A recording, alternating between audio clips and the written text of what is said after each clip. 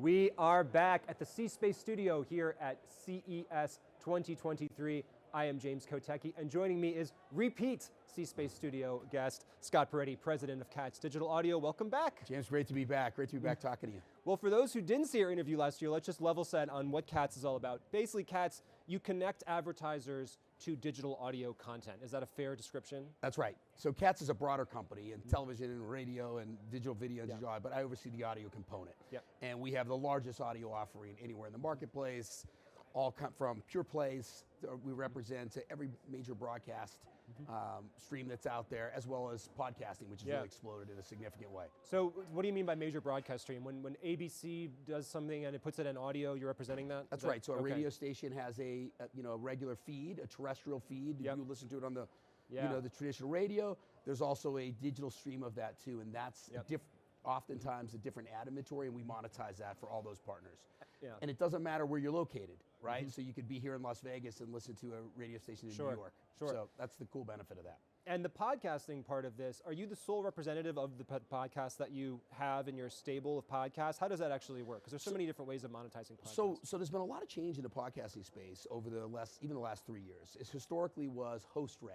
Right, so you had the host really talk about a product or whatever, and there's a lot of value Just like we happen to be sponsored by Salesforce here. There you go, exactly. All right, good, way to get the plug in. Got to plug them. Got it, exactly right. But there's a growing segment with dynamic ad insertion, announcer-read ads, where an advertiser can target regionally, locally, anywhere, and deliver their message to consumers, not necessarily to a show-based. And that's where we work with a lot of these publishers and platforms to monetize, add additional monetization to their inventory. And this is why sometimes it's funny to me when I'm listening to one of my favorite podcasts and there's no ad. I'm like, oh, the dynamic ad insertion didn't trigger for that or something like that. That must have been somebody else. I'd like to know where that is. That wasn't we Katz. Certainly monetize I mean, that. I was like, it seemed like a big show. They should have put something in there. So tell us give us the snapshot.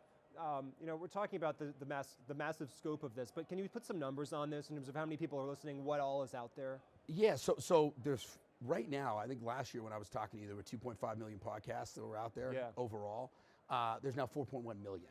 So there's been an explosion of it. And the reason is the barrier to entry to create content is pretty easy. You got one, James. Sure, I do. We have CES Tech Talk, in fact, in these episodes. So anybody can do it, right? Exactly, anybody can do it. So that's what's happened. And people have an appetite for diverse content that is often hard to find in mass media. So we're providing all of this content, any subject, anything you can think of, there's at least tens, if not hundreds of podcasts. The challenge is for marketers to reach those 4.1 million, right? And that's where a company like Katz comes in, because we're aggregating all that content and we're selling really the audience as I described it, in mass. And then there's also brand safety, and that really maybe there's two ways to define that. One is the traditional way of like, I don't want somebody saying something totally offensive and then try and sell them, a wholesome product right next to that. Right. Obviously every brand has their own threshold for what that might mean. But then I suppose also, if there was 2.5 last year and there's 4.1 million podcasts now, a lot of those podcasts probably aren't that good, right? I mean, if the barrier to entry is so low, it's just one guy in his bedroom, it could be an amazing podcast, it could be kind of bad, right? So I assume that some of the work that you do is trying to mediate that and help advertisers understand where to put. So the listener is the judge of what's good, right? I mean, sometimes what you might think's good is different, right? So it's where people are listening. So I think that's one thing. What is considered brand safe is kind of debated right now. So is it profanity in a content? Does that mean it's not brand safe? Some advertisers think so, but this is permission based. You're going to actually listen to that, and it's mostly done in a one-to-one environment. Now, there are certain issues that, whether it's hate speech, violence, and we guard heavily against that. And there's all kinds of different tools, as well as we vet the content, anybody that we have within our network, to make sure, because the risk of that is too high, especially with that amount of content, to offend a consumer or an advertiser. And when you say you're using tools, are they all manual? Do you use AI ever to kind of scan this? There is, there's a lot of new tools in the marketplace that are scanning content for intent, for words, for for how things are used, because even the word gun, right? Gun violence. Gun violence can be used different ways, right? So gun violence can be used as talking about a political issue and protecting against in a healthy debate, or it can be used in a way that is not brand safe or in an aggressive way. So there's a lot of good AI tools that are helping to figure that out. But we are very conservative because our network is so vast. So any content that we don't feel 100% comfortable with, we don't include. And what's the smallest kind of targetable consumer group that you can I, if I'm an advertiser, how narrow can my range actually be? With all this content, there must be some narrow niches I can really play It's in. unbelievable how narrow you can get, but a lot of times we advise in what's the objective, right? So if, we were working with a sports company that wanted to do something around wrestling and only wanted wrestling shows, right? Well, is that really, they're looking for people that are interested in watching a program about wrestling. That doesn't mean you're just listening to wrestling shows, right? There could be other ways to find that audience to get them. So they're trying, so it's really about understanding what the objective is and us developing a supply pack or the right curated audiences through any of our products to find that consumer, if that makes sense. It does. I mean, there's the supply of audio content that's out there, but then I suppose there's also, I don't know if you would frame it this way, but the supply of listener time that they actually can devote to this, right? Right. How much time are people listening to this, and how much more can it conceivably grow, right? There's only 24 hours in the day, I have to sleep, sometimes I have to talk to my family, sometimes I have to do interviews. I can't listen to digital audio all the time, but I assume it's still growing. So do you see a threshold there that it's going to... It is. I don't think it's reached its peak yet. I mean, there's an enormous amount, it's critical mass of people that are actually consuming it, and that's only got, for people that aren't consuming podcasts, there's still a small portion of that it can grow. But people are finding the time, and technology's enabling that. The easier technology gets for audio in general, downloading something so you can listen to it when you want to do it, listening to it in real time, multiple products, the smart speaker that has really helped revolutionize that. So I think people are more and more engaging in audio because it's easier to access and it's in front of them through technology. So I think audio in general has a lot room to grow as much as we're consuming it. Do you think that audience expectations are changing? If everybody has a podcast and everybody increasingly has the tools to make their own podcasts, do you say to a brand that wants to create their own, like, you don't have to worry about making it perfect anymore in certain situations? Do you feel like their expectations for quality have changed?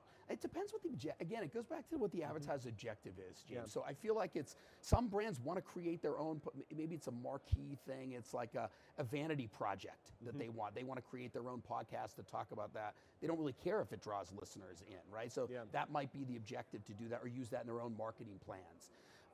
But if you're, again, most marketers, most advertisers are looking to reach consumers that are going to buy their product or engage in their services, right? And so audio is proving over and over again to be a very valuable source for that. And it's intimate, it's personal, it's typically in a one-to-one environment, it's ubiquitous, you can consume it. So I think as tools come on, I mentioned some of the AI tools that are available to allow us to refine and target the consumers, not necessarily even the content, but to reach the consumers, you're going to see more and more people adopt to it. And even now, I would say, if I can add on to that, I think there's a lot going into 2023. There's definitely some market uncertainty out there, right? I mean, I think there are, we don't know exactly what's going to happen with the economy, but a lot of our advertisers are being cautious with the dollars they spend. And that's leading them to spend more in digital audio. It works. These brand studies show it works. Attribution studies show it works.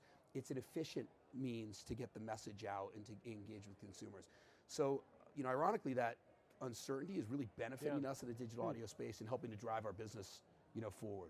You mentioned attribution. What's the latest state of technology there in terms of how much you can attribute to an episode, how much you can understand who's actually listening to your content and getting your ads? So there's all kinds so more and more data companies are flooding into the space because they see the advantages of audio, right? And they see how effective it is. And a lot of these data companies will talk about audio in relationships to other media, and they get excited, which gets us excited. But they're looking at things like creative, like how testing A/B creative, what creative is more impactful. Are we driving people to sites to gauge things? Foot traffic. Are we driving people to locations or restaurants or QSRs? And again, time and time again, it proves out that audio is very effective, mechanism to get people to, to engage.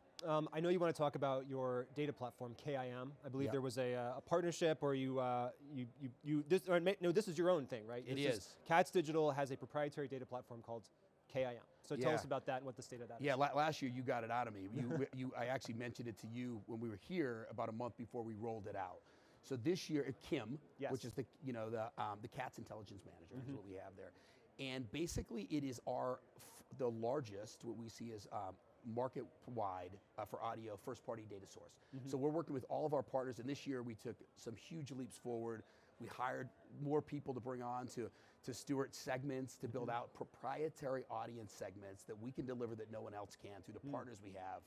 Test against those, and where we see performance and action happening, we can optimize to that performance and drive better results. What's an example of a proprietary audience segment? Well, a lot of it could be people that, could be people that like to travel to Las Vegas, and where we build up different data signals from campaigns that we've run, from some of these attribution studies, from first-party data that we're receiving from the publishers, and put all that in together. We have a partnership with Adobe to do that, and we're looking at, from our signals and our audiences, what we can drive for any segment that would be. So that might not be, that title might not be proprietary, but how we're targeting that audience is proprietary. Hey, speaking of proprietary information, last year we got some exclusives out of you. So do you have anything new to drop here in 2023? I wouldn't say anything new. I think it's more of the same things that go. But we're leaning hard into what we're calling emerging audio. So CTV, connected television audio is becoming really hot for us. Gaming audio is becoming really hot for us.